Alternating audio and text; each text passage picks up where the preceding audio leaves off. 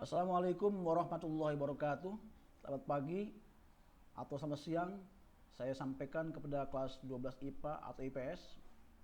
Alhamdulillah kita bisa berjumpa kembali dengan saya. Setelah kemarin kita membahas tentang teks cerita sejarah dengan melihat tutur dan kaidahnya, maka pada pertemuan keempat hari ini adalah kita akan bicara masalah kaidah kebahasaan. Saya berharap banyak, mudah-mudahan hari ini kelas 12 IPA atau IPS yang mengikuti pelajaran saya hadir semua, sehat semua, dan bisa memahami pelajaran yang akan saya sampaikan nanti insya Allah. Tujuan pembelajaran pada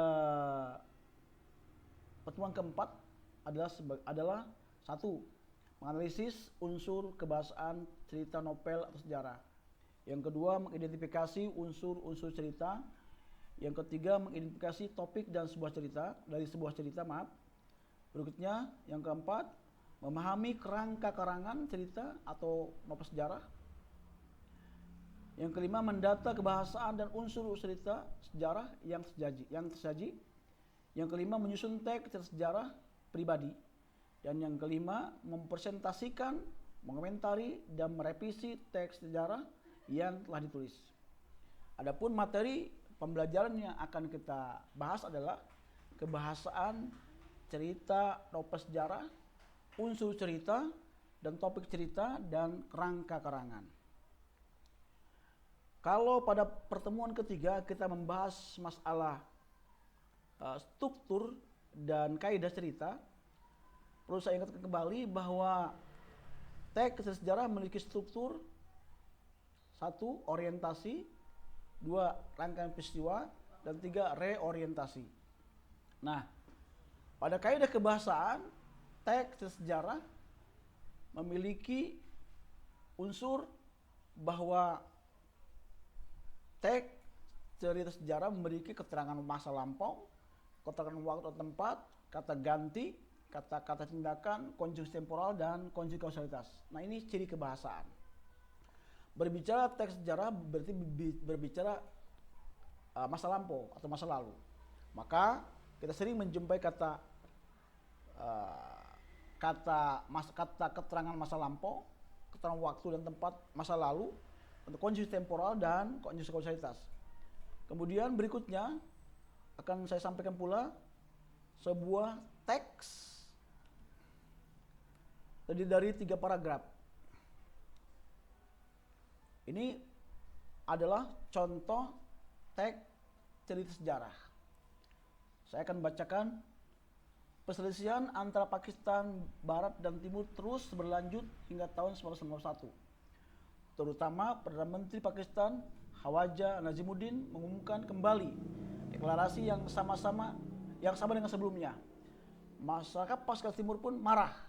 Para mahasiswa dan politisi di Pakistan Timur pun bersatu untuk menuntut pemerintah untuk berlaku demokratis, terutama mengenai bahasa ibu mereka. Mereka pun membentuk organisasi bernama All Party State Language Committee, panitia bahasa kenegaraan dari semua kalangan, pada tanggal 30 Januari 1952 dengan anggota sebanyak 16 orang. Nah, bicara strukturnya, paragraf pertama adalah reorientasi. Nah, berikutnya pada paragraf kedua, organisasi tersebut memutuskan untuk membuat tuntutan terhadap pemerintah yang akan dilakukan pada tanggal 21 Februari serta saat dilakukan pembahasan anggaran. Namun pemerintah yang telah mengetahui kabar mengenai akan adanya tuntutan segera mengantisipasinya dengan membuat larangan berkumpul dan berorganisasi. Hal tersebut memicu aksi protes yang lebih besar. Tanpa memedulikan larangan tersebut, massa pun berkumpul dan berunjuk rasa pada tanggal 21 Februari dengan slogan "We want Bangla State Language." Kami ingin bahasa Bengali menjadi bahasa negara. Ini paragraf kedua adalah rangkaian peristiwa.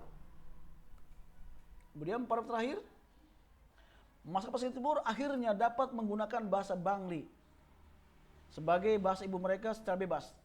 Tanggal 21 Februari kemudian diperingati sebagai Gerakan Bahasa Language Movement. Setelah itu, Persatuan Bangsa-Bangsa PBB melalui UNESCO menetapkan tanggal 1 Februari sebagai Hari Bahasa Ibu Internasional. Nah, mari kita analisis.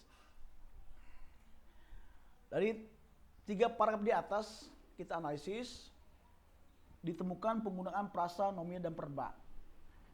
Ya, prasa nomina misalnya Hari Bahasa Ibu dan Kemerdekaan Pakistan. Prasa nomina koordinatif, keduanya itu memiliki organisasi sosial budaya yang berbeda, dan seterusnya. Ada konjunksi temporal di teks tersebut, misalnya pertikaian antara Pakistan Barat dan Pakistan Timur memburuk saat pemerintah menyatakan akan mengadopsi bahasa Urdu sebagai bahasa negara. Nah, ada kata saat itu temporal. Kemudian setelah deklarasi tersebut, masyarakat Pakistan Timur mulai melakukan dan menggerakkan aksi protes pada tahun 1947. Ini juga sama ada kata setelah itu, konjungsi temporal. Dan yang ketiga, nominalisasi. Ya, merdeka ditambah ke dengan aja kemerdekaan. Jadi menjadi kata benda. Kata ingat, ditambah an menjadi peringatan. Pemerintah, perintah, ditambah nasionalisasi plus perintah jadi pemerintah. Nah, ini proses nominalisasi dari kata kerja dibangun atau dibentuk menjadi kata benda. Berikutnya ada unsur-unsur teks cerita sejarah. Ingin saya sampaikan bahwa di awal pada pertemuan ketiga kita bicara masalah struktur teks cerita sejarah atau novel sejarah. Saya ingin sampaikan bahwa berbagai sumber hanya cukup 3, orientasi, rangkaian peristiwa, dan reorientasi. Tapi pada sumber yang lain ada orientasi, ada komplikasi, ada resolusi, ada koda. Ini berbeda. Artinya apa? Ini bicara masalah teks cerita sejarah jenisnya novel. Bab yang pertama tadi adalah teks cerita sejarah bersifatnya artikel. Beda antara novel sejarah dengan novel teks sejarah, teks novel sejarah dengan teks cerita biasa. Jadi strukturnya berbeda. Ini harus kalian pahami. Kemudian kita akan mencoba membuat topik dan kerangka karangan teks sejarah. Ingin saya sampaikan bahwa topik yang dipilih hendaknya yang dikuasai penulis. Jangan mencoba-coba kita membuat teks cerita sejarah tanpa kita kuasai oleh si penulis itu sendiri. Kemudian topik yang dipilih berdasarkan fakta dan data objektif. Jadi ada sumbernya. Berikutnya, topik harus tetap dibatasi agar tidak melebar, sehingga mengaburkan alur cerita. Kalau kita melebar kemana-mana, fokus, maka cerita itu akan menjadi baik. Dan mencari sumber data untuk memulai membuat konsep penulisan. Jadi kalau kita ingin menulis sebuah teks sejarah, kita kumpulkan bahan-bahannya, sumber-sumbernya. Lalu kita susun kerangkanya, luluskan topiknya, susun kerangkanya, sehingga kita mampu menyusun tulisan teks sejarah dengan sebaik mungkin. Nah, kemudian saya berikan contoh topik yang mungkin bisa diangkat menjadi teks sejarah yang menarik. Misalnya, kita membuat teks sejarah tentang perjalanan hidup pribadi kita masing-masing. Saya sebagai guru dari tahun 87 sampai tahun ini 2020, bagaimana kisah-kisahnya kita bisa angkat menjadi sebuah teks sejarah. Terus kota tua sebagai peninggalan sejarah. Di Indonesia banyak kota tua yang belum terpublikasikan. Kita bisa menjadi sebuah tulisan yang menarik. Dan perjuangan para guru mencerdaskan anak bangsa. Misalnya kita ambil tokohnya guru SD kita.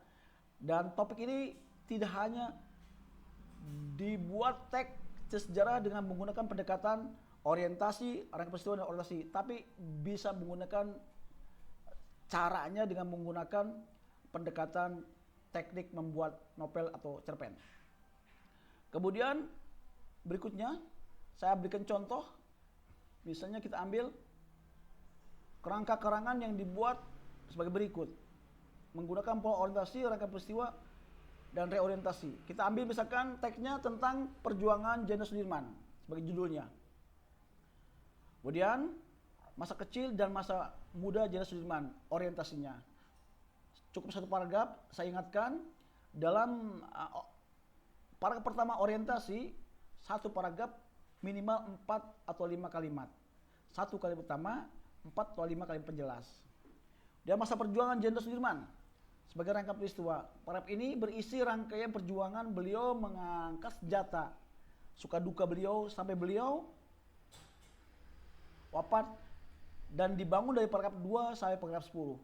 Jadi teks sejarahnya yang paragraf pertama ada orientasi, paragraf kedua, ketiga, keempat, 5, 6, 7, 8, 9, dan 10 adalah rangkaian peristiwa.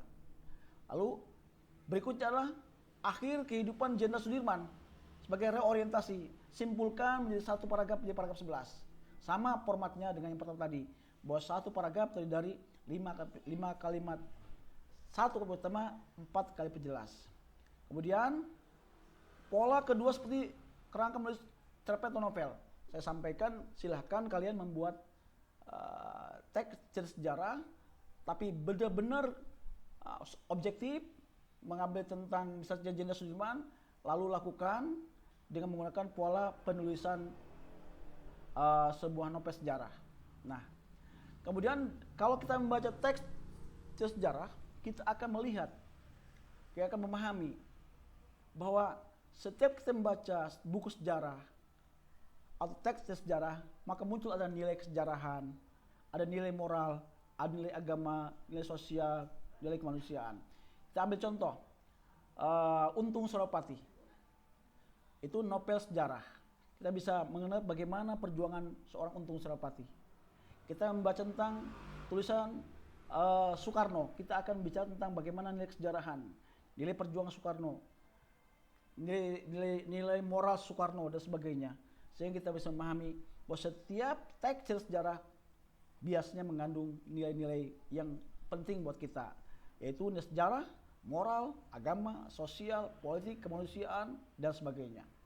Sebagai latihan, saya berharap kalian bisa memahami latihan ini. Yang pertama, susun teks sejarah dengan memilih pola orientasi, rangkaian peristiwa, dan reorientasi dengan topik pada hidup kalian sendiri ketika berjuang mencari ilmu, dari mulai TK sampai SMA, sepanjang paragraf dengan format yang seperti sampaikan tadi. Yang kedua, susun teks sejarah bentuk cerpen sepanjang 2-3 lembar dengan topik sama, perjalanan hidup dan kalian sendiri ketika berjuang mencari ilmu dari TK, SD, SMP, SMA, gunakan pendekatan penyusunan cerpen. Saya berharap kalian bisa memahami ini semua dan selamat mencoba. Terima kasih. Assalamualaikum warahmatullahi wabarakatuh.